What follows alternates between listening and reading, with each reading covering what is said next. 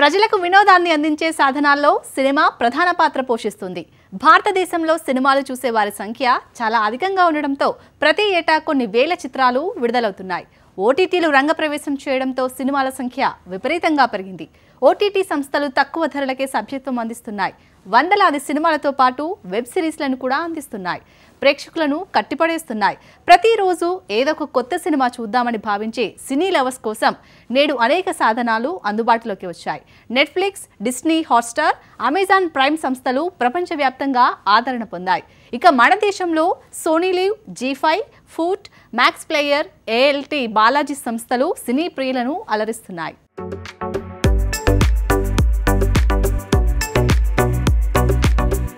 గతంలో ఒక సినిమా విడుదలైన తర్వాత అది టీవీల ద్వారా ప్రేక్షకుల ముందుకు రావడానికి చాలా సమయం పట్టేది. ఏదో ఒక పండుగ సందర్భంలో మాత్రమే కొత్త సినిమాలు ప్రసారం అయ్యేవి. కానీ ఓటీటీలు వచ్చిన తర్వాత అంత సమయం తీసుకోవడం లేదు.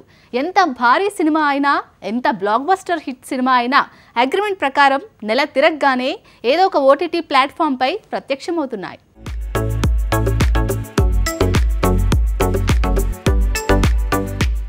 ఇంతకు ముందు శుక్రవారం రాగానే ఏ థియేటర్లలో ఏ సినిమా ఉందనేది చూసుకునేవారు. ఇప్పుడు ఏ ఓటీటీ ప్లాట్ఫామ్కైకి ఏ సినిమాలు వచ్చాయన్నది చూసుకుంటున్నారు.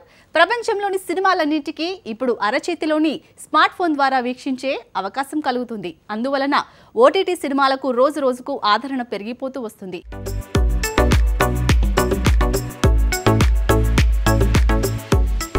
పవన్ రాణా ప్రధానమైన పాత్రలను పోషించిన ఈ సినిమా థియేటర్లలో భారీ వసూళ్లను రాబట్టింది.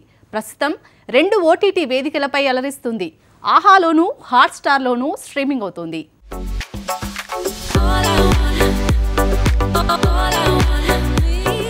ఇక శర్వానంద్, రష్మిక జంటగా కిషోర్ తిరుమల దర్శకత్వంలో వచ్చిన ఆడవాళ్లు మీకు జోహార్లు ఆశించిన స్థాయిలో ప్రేక్షకులను ఆకట్టుకోలేకపోయింది.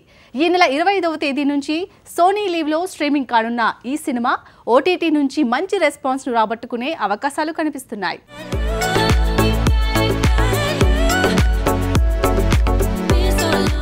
మార్చి 25 నుంచి అజిత్ హీరోగా నటించిన వలిమై చిత్రం కూడా డిజిటల్ ప్రేక్షకుల ముందుకు రానుంది. జీ5 ద్వారా ప్రేక్షకులను పలకరించబోతోంది.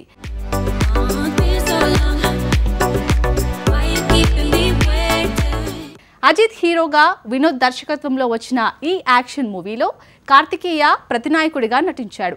తమిళంలో ఓకే అనిపించుకున్న ఈ సినిమా మిగతా భాషల్లో అంతగా ఆకట్టుకోలేకపోయింది.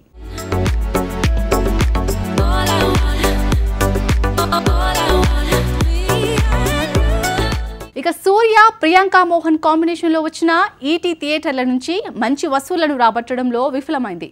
ఏప్రిల్ 1వ తేదీన ఈ సినిమా నెట్ఫ్లిక్స్ ద్వారా రానుంది. అలియా భట్ నటించిన గంగూబాయ్ కదియావాడే చిత్రం కూడా నెట్ఫ్లిక్స్ ద్వారానే డిజిటల్ ప్రేక్షకులను అలరించనుంది. ఏప్రిల్ 25వ తేదీ నుంచి ఈ సినిమా నెట్ఫ్లిక్స్లో స్ట్రీమింగ్ కానుంది. థియేటర్లలో 100 కోట్లకి పైగా కొల్లగొట్టిన ఈ సినిమాకి ఓటీటీ ద్వారా కూడా మంచి ఆదరణ లభించవచ్చని సినీ పండితులు చెబుతున్నారు.